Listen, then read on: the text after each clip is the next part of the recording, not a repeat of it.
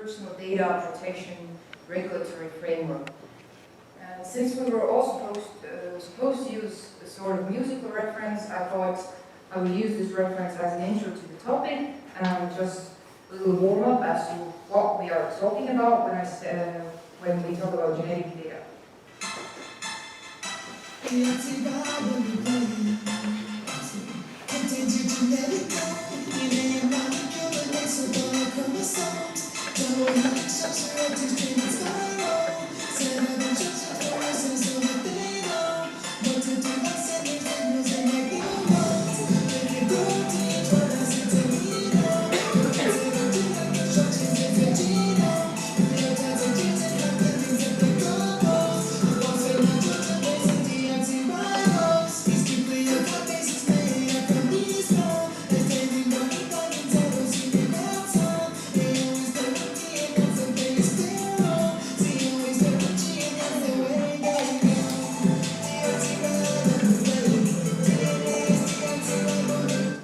So I hope for now that's going to be enough to just give you a hint of what I'm going to talk about.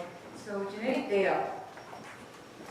In the song, you heard the scientific but fun way of explaining what genetic data is, or what is DNA.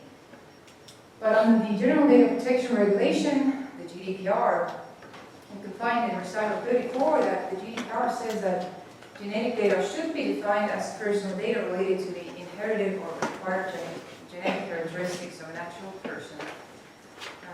Not only does the GDPR give advice in recitals how to define it, the GDPR does define genetic data in Article 4, as already mentioned by the first speaker. And if you compare these two clauses in the GDPR, you can see one thing that is added in the actual definition, and that is the fact that genetic data is not just data regarding inherited or acquired genetic characteristics, but it's also a sort of data which gives unique information about a person, their physiology and health. So comparing these two, I don't even know why they would put it in the recital and then into the definition do it differently, but it's very important to stress that under the GDPR, genetic data does always contain unique information about a person. So, since the definition is quite broad, it relates to all inherited or acquired genetic characteristics. It could mean the full genome analysis of one person. It could just refer to a singular fact, for example, that you carry a certain mutation or a certain gene. When it comes to the data protection regulatory framework, you can see in the GDPR, genetic data is now expressly listed as one of the so-called special categories of personal data, also referred to as sensitive personal data. It was not listed in the current directive, and now you can see that the list has become longer, and there's more things added than just genetic data. So genetic data is a special category of personal data. What's the problem? To start off, 13 years ago, in 2004, the Data Protection Working Party that is established under Article 29 of the current directive, this was 13 years ago when they already said that there is no doubt that genetic data is covered by the Personal Data Protection Directive, and it's definitely part of the definition of health data, but it is clearly a category of sensitive personal data. Furthermore, the Working Party stressed that it's not just a type of sensitive data, but it is a particularly sensitive type of data that should be subject to reinforced protection. Furthermore, the Working Party also recognized that, unlike other categories of personal data, genetic data has this, what they call a family dimension, which refers to the fact that part of your genetic data, part of your DNA, you share with your close relatives. So when you consent to your genetic data being processed, you actually also consent to the data of your relatives to be processed. And as a third point, there were lots of points in this working paper, so I just picked up 3 for today's presentation. But the third point that the Working Party made was that that with genetic data there is a heightened risk of reuse and misuse. And they said that with genetic data, the purposes of processing should be definitely and clearly defined. So taking a look now at genetic data under the GDPR, if you just look at the categories of different types of sensitive data, you will see that genetic data does stand out. On the one hand, you have factual types of personal data like certain beliefs, philosophical, religious beliefs, political opinions. You have facts like racial origin, ethnic origin, biometric data, trade union membership, sex life, sexual orientation, and then you have a cluster of data which is health data, because that can also refer to quite a big number of different things. First off, genetic data can reveal many of these other types of data. It can reveal your racial origin, ethnic origin, your biometric data, and parts of your health data. There have been scientists who also have tried to link genetics to sexual orientation, unsuccessfully so far. So comparing the quantity, the informative quantity of these types of data, comparing the complexity of informative potential, and seen as genetic data is constant throughout your lifetime and after you die, it never changes compared to these beliefs and other things. Even biometric data can be altered. You know, you probably have seen in movies that criminals get their fingerprints surgically altered so they wouldn't get caught. But you cannot do that with genetic data. It stays the same, it's a constant. So genetic data really stands out in the front of other types of sensitive data. And the first and most central issue or problem with genetic data as personal data is the paradox. As the first speaker explained, personal data is defined as data relating to an identified person or a person that could be identified based on the data. And when you assess whether a person could be identified, the GDPR says that you have to take into account the state of technology and other such things that could help you identify somebody.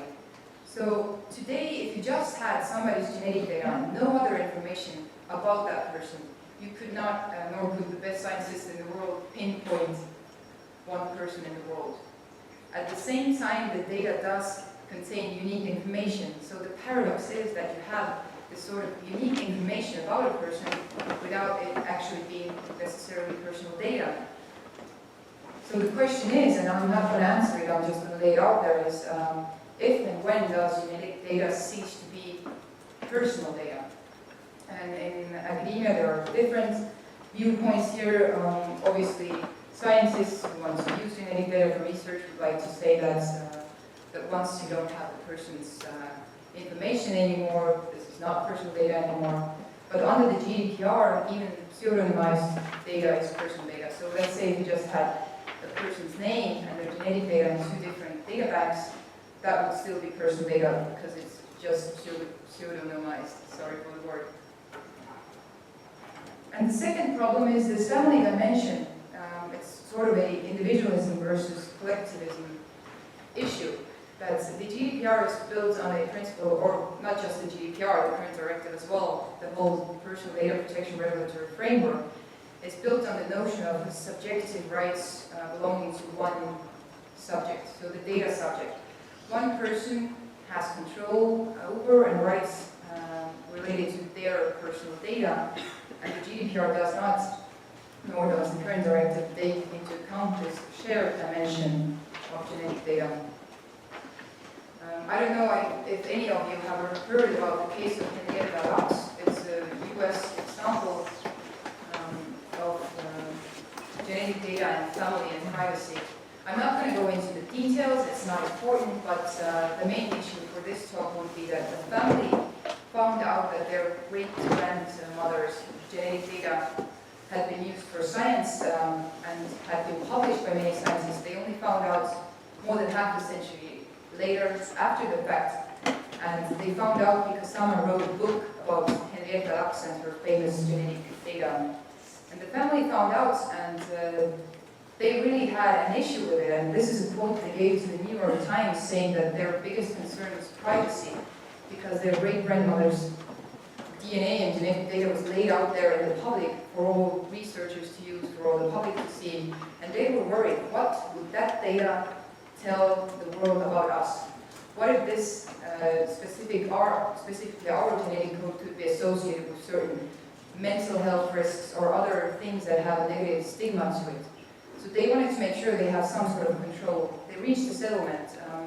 They don't get any money for any patents that were based off this genetic data, but they do have 2 family members now sitting on a committee that looks over all applications submitted by researchers who want to use this genetic data, so the family can at least have some control over how this genetic data is being used.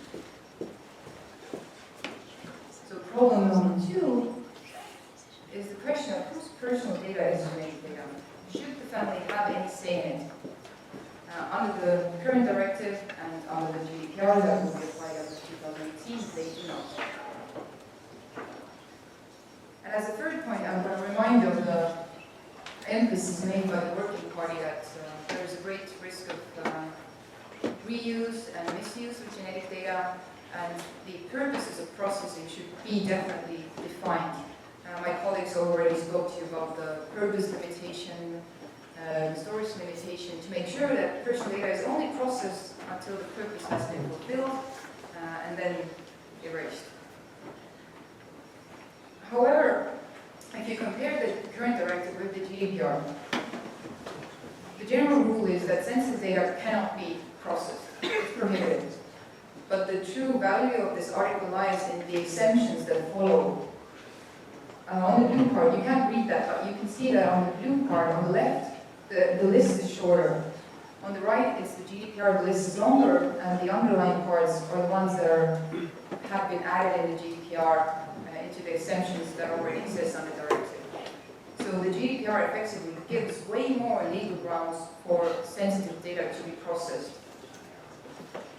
So the first and general rule would be that you can process sensitive data if you have the explicit consent of the data subject, the person whose data you're processing, and in this consent you have to specify the purposes for processing. However, at the end of the list of these exemptions, you have a research exemption. And when the first speaker said that the GDPR will replace national laws, yes, as a regulation, as you know, regulations of the EU are directly applicable, it does step into the place of national laws in most aspects, but it doesn't in every aspect. One of these aspects that GDPR does not clarify is the research exemption. It says that you can process sensitive data, regardless of this explicit consent. You can process it if you do so for research purposes. But then that ground for processing should be defined in either other EU law, for example, the EU has a clinical trials regulation, there is also a research regulation, or it would have to be based on member state law. So when regulating sensitive data processing for research, member states will still have different laws and they need to design them themselves. And they do not have to apply this explicit consent rule. I didn't put this into the slides, but there's a recital in the GDPR that recognizes that with research, you cannot always say, I'm going to use this data for this one research. That would be pointless. They will use it for many research purposes. And for example, under current Estonian law for genetic research, broad consent is okay. You can take consent in which the person says, I'm okay if my genetic data is being processed for any sort of research purpose. And you could do that now under the GDPR as well. So the GDPR doesn't tell you how you have to deal with consent in research, but what it does tell you is how to interpret research. In Estonia currently it's quite narrowly, for example in Estonia it's narrowly defined, but the GDPR says you have to define research in a broad manner, including privately funded research. And now what happens when you process sensitive data for research purposes is that the purpose limitation no longer applies. So let's say you go to the doctor, you have your, they suspect you might have a genetic predisposition to some disease or some genetic mutation that would help them to diagnose you. They order a full genome analysis, and you have consented to this processing because this is for your care, medical care. But once this data has been obtained, for research purposes, the initial processing purpose doesn't matter anymore. If it's for research, you can reprocess this data.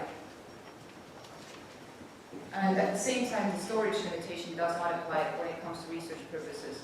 So, as my colleagues explained already, normally you would have the right to store personal data as long as it's needed to fulfill the purpose that it was obtained for.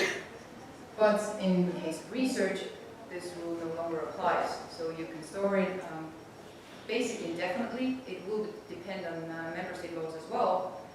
But you're not anymore tied to this storage limitation, which makes sense because if there's no purpose limitation, then you can store it for an indefinite period in the sense that you can use it for whatever research purposes.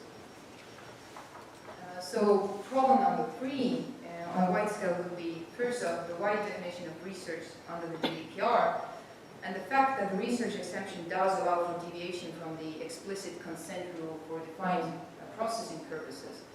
And this is absolutely contrary to what the Data Protection Working Party was bringing up 13 years ago, saying this and this is a problem, it should be acknowledged, but even under the new GDPR, it is not. And since there's no purpose or storage limitations for the research exemption, it effectively enables endless processing. But when it comes to specifically genetic, biometric, and health data, there is a clause in the GDPR that says that member states can adopt stricter rules.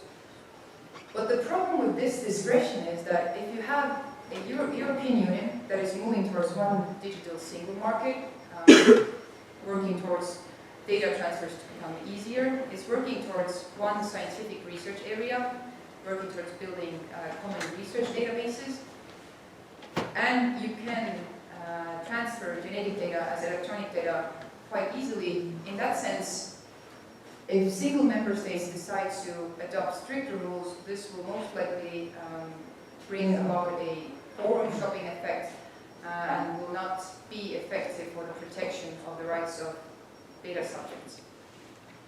So I raised a lot of questions today. I did not answer any. I just wanted to give some food for thought, and hopefully some of you guys will maybe research this under French law, because this will be a matter of member state law. So thank you.